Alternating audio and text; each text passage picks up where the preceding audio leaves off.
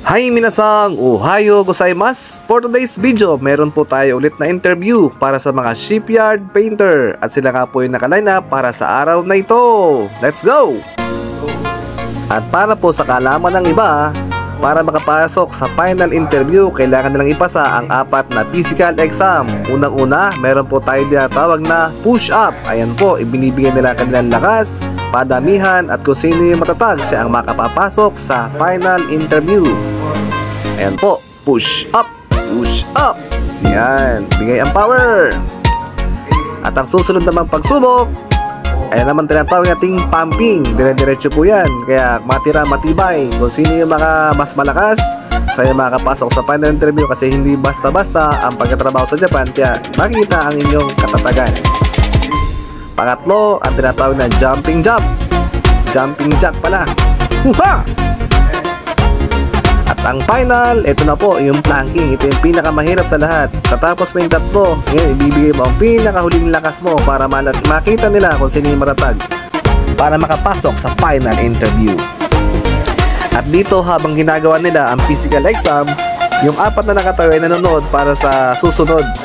Para mamaya kapag katapos na nag-exercise, sila naman susunod at hindi na siya sasabihin kung ano ang kanilang gagawin.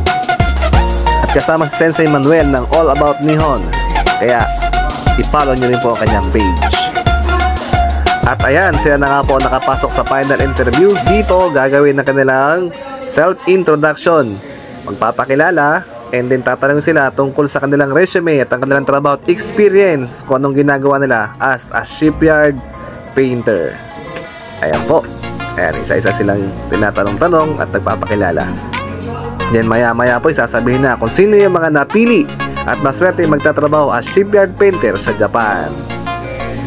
At ayan na nga po, ina-announce na kung sino napili. Congratulations kay number 3, number 4, number 10 at number 12. So swerte po ang 4 na ito dahil sila po ang maswerte magtatrabaho as shipyard painter papuntang Japan. So napakabigat ng physical exam dahil sa trabaho din po. Diyan sinubukan ng amo kung gaano sila katatag at nagtiyaga para sa interview yung araw na ito. Marami pong salamat sa inyong panonood ng aming page. And good luck po sa mga shipyard painter na mag-a-apply. Ihanda nyo yung sarili, lalong-lalo na po sa physical exam na nakita nyo ngayong araw. Paghandaan nyo po yan. Marami pong salamat. Good luck and God bless to all of us.